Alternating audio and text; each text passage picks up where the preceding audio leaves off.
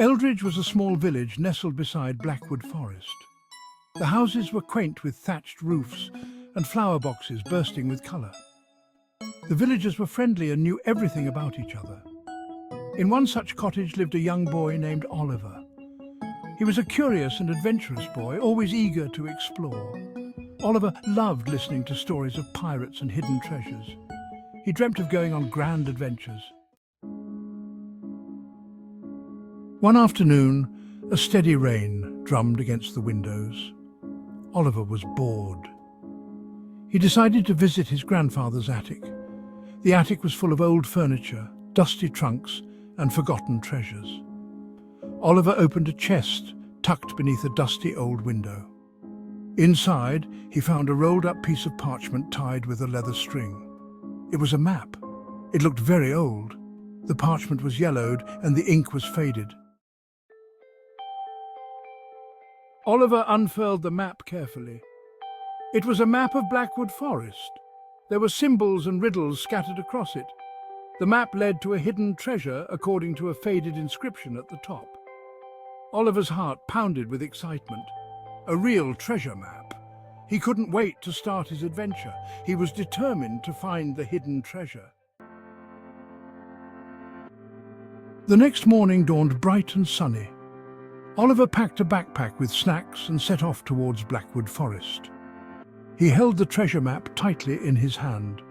The forest was alive with sounds and smells. Sunlight filtered through the leaves, creating dancing patterns on the forest floor.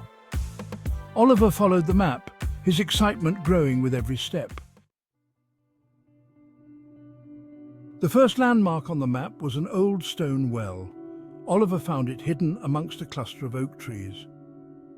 Just as the map indicated, there was a carving on the well's edge. The carving showed three symbols: a sun, a moon, and a star. Below the symbols was a riddle.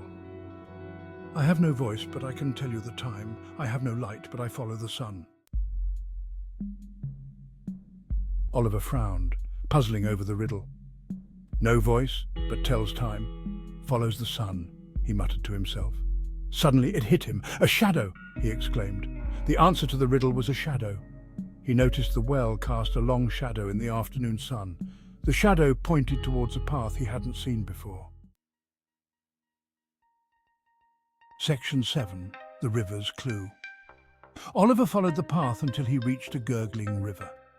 This was the second landmark on his map. The map indicated he needed to find a key here. He scanned the riverbank carefully. Finally, he spotted something glinting under a clump of reeds. It was a small, rusty key. Oliver picked it up. What lock would it open? Section 8. The Final Riddle. Oliver consulted his map once more. The final landmark was a clearing with a lone willow tree. There, he would find the answer to the last riddle and the location of the treasure.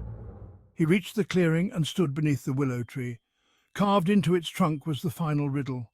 I have a mouth but cannot speak, a bed but never sleep. What am I? Oliver knew he was close to finding the treasure.